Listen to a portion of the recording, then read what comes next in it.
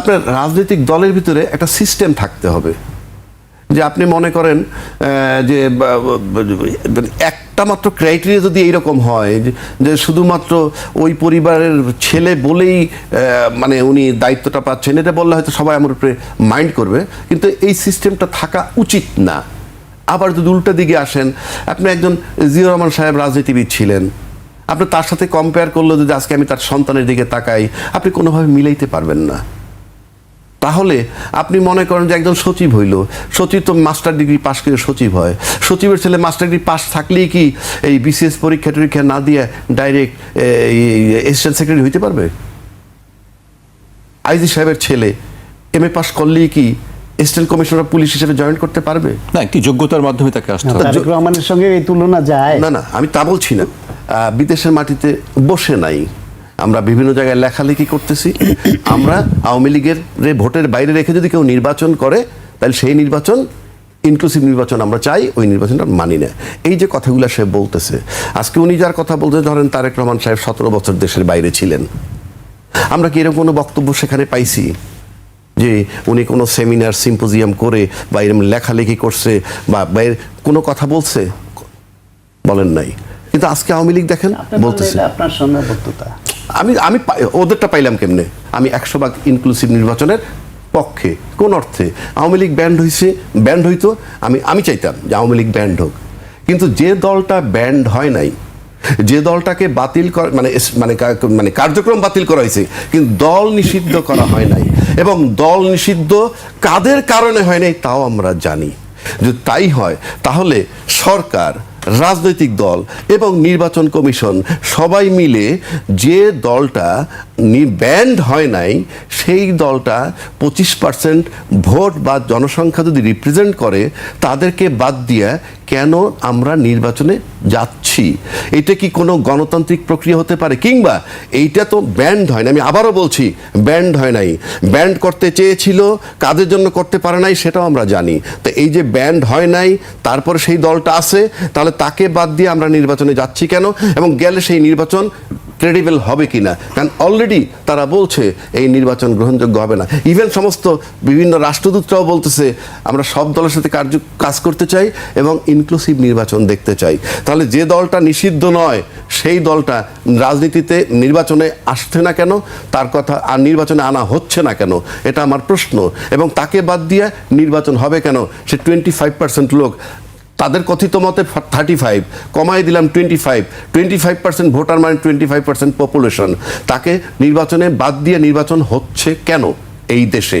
সেটা নির্বাচন কমিশন এবং অন্যান্য রাজনৈতিক দল এবং সরকার তিনজনের একটা ঐক্যমত্যের উত্তর আমরা চাই, যে এটা তো আপনি করতে পারেন না। হয় নিষিদ্ধ করবেন, নিষিদ্ধও করবেন না, আবার কার্যক্রম নিষিদ্ধ করে তাকে নির্বাচনে আনবেন না। এই ডাবল স্ট্যান্ডার্ড তো একটা রাষ্ট্রে চলতে পারবে না, দল, সরকার এবং নির্বাচন কমিশনকে মিলে। সুতরাং এই যে আওয়ামী লীগের ভোট যে বলতেছে পাবে, আমার কাছে মনে হয় না। কেন পাবে না? তারা নীরব থাকবে, কারণ আওয়ামী লীগের বৈশিষ্ট্যটা আমরা জানি। এবং আওয়ামী লীগ এইটা চাইবে যে আজকে যারা আওয়ামী লীগের জায়গা দখল করতে চাচ্ছে রাজনীতির নামে, তারা খুব কনফিডেন্ট আমাকে ভোট দিবে। আপনি যতই আওয়ামী লীগের জায়গা যে যত বেশি দখল করবে, আওয়ামী লীগের ভোট সে পাবে না। কারণ আওয়ামী লীগ চাইবে না অন্য একটা দল আইসা তার জায়গায় থাকুক এবং সে আবার 5 বছর যেন আউট হয়ে যাক। বরং যদি ভোট দেয়, আমি তো ভোট দিবে না বলতেছি, ভোট দেয় এমন একটা শক্তিকে দিবে, সে যদি ক্ষমতায় চলে আসে, ওরা বিশ্বে দেখাবে যে আমরা না থাকলে ওই দল ক্ষমতা আসে, যাদেরকে মৌলবাদী বলেন কিংবা অন্য আপনি যা কিছু বলেন। সুতরাং আওয়ামী লীগের ভোটের আশা আপনারা করবেন না, এবং আওয়ামী লীগ ভোট দিবে গেলে আমার কাছে মনে হয় না। এবং আওয়ামী লীগ এই ভবিষ্যৎ আমরা আশা করছি না।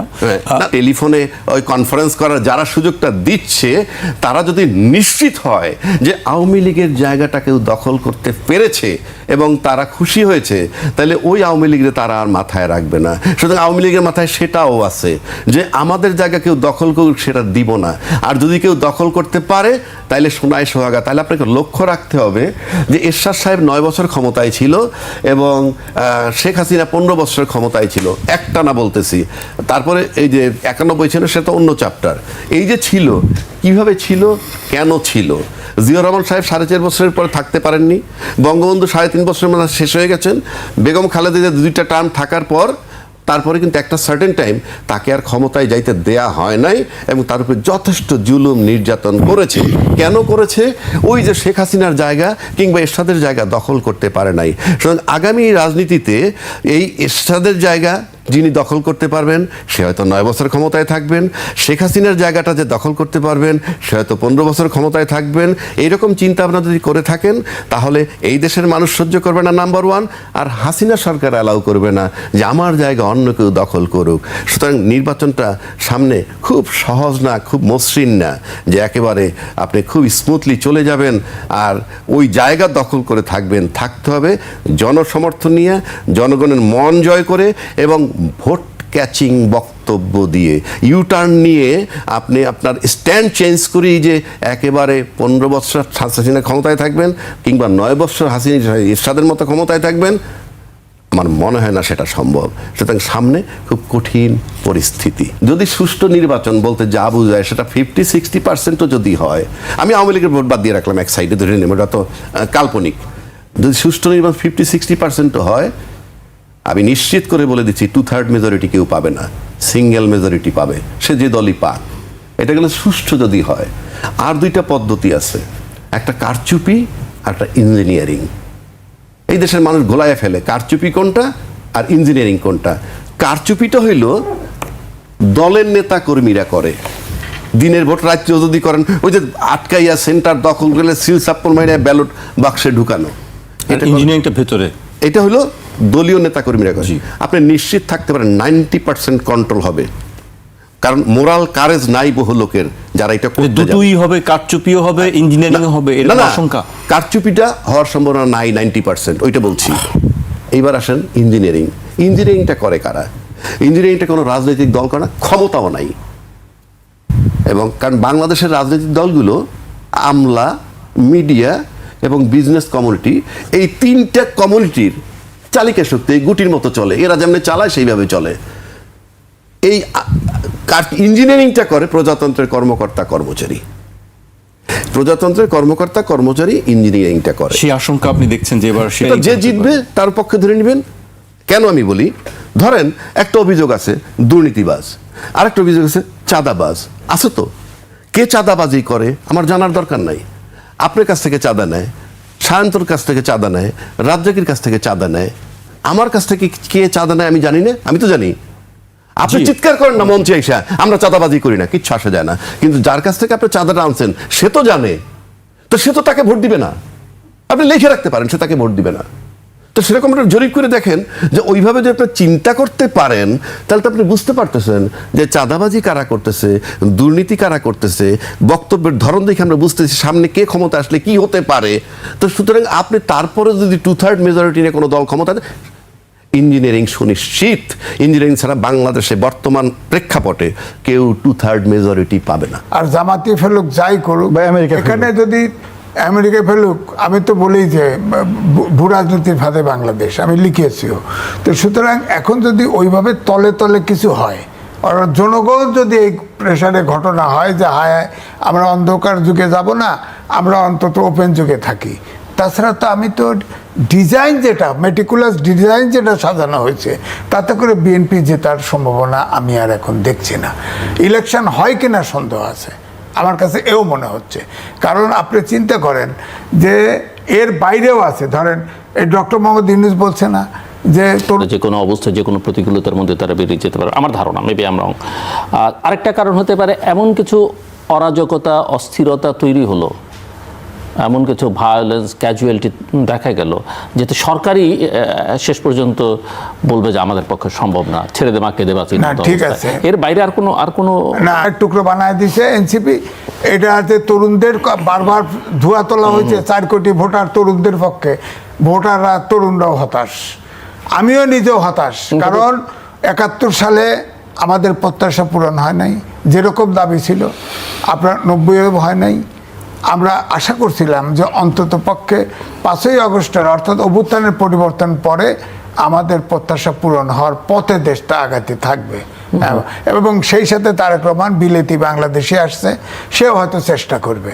তো কিন্তু এখন তো দেখতেছি যে যেভাবে জাল পাতা হয়েছে, এই যে ভুয়া ভোট, তারপরে ধরেন এই যে মেটিকুলাস ডিজাইন, তরুণরা পাশ করবে, আগে ঘোষণা দেওয়া, গণভোট, সংসদ নির্বাচন একসাথে দেওয়া, এই যে স্বাধীন মানিক বলছে এই গণভোট যে বলতে করতেছে, এটা সরকার তার পক্ষে বলতেছে, এটা ঠিক না।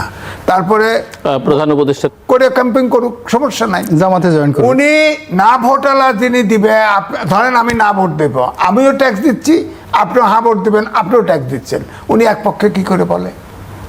উনি বলবে, উনি প্রচার করবে, উনি তো খুব চতুরতার সাথে 4 দফা করে দিয়েছে গণভোটের একটা আদেশ দিয়ে। এটা সাংবিধানিক সরকার, আগেও বলছি, সাংবিধানিক সরকার, আপনার সংবিধান সংস্কারের ম্যান্ডেটই নাই, প্রেসিডেন্ট প্রধান উপদেষ্টা কারো আদেশ দেওয়ার ক্ষমতা নাই, অথচ আদেশের বিনিময়ে এই 4 জনকে আগে গণভোটে ঢুকাই দিলেন 4 দফা, 84টা সংস্কার 4 দফার ভিতরে দিচ্ছেন কায়দা করে। আবার নোট অফ ডিসেন্ট ছিল বিএনপির 9টা, জামাতের 2টা, এনসিপির 1টা, এগুলো হাওয়া আপনি দিচ্ছেন। এখন বলেন তো দেখি, আমি ভোট দিতে যাব, কি করে আমি হ্যাঁ দেবো, কি করে আমি না দেবো?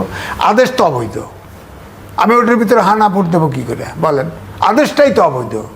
সাংবিধানিক সরকার যেহেতু সংবিধান জীবিত, এই সংবিধান অনুযায়ী ওত নিছে না, সংবিধান তো জীবিত, এই সংবিধান স্বাধীন মালিক বলছে তো আগে গণভোট হবে পার্লামেন্টে। কিন্তু আমরা তো ইন্ডিভিজুয়াল, বড় বড় রাজনৈতিক দল, স্টেক হোল্ডার, তাদের তো কোনো এই বিষয়ে আপত্তি নাই। না, বলতেছি ফাঁদে পড়ছে।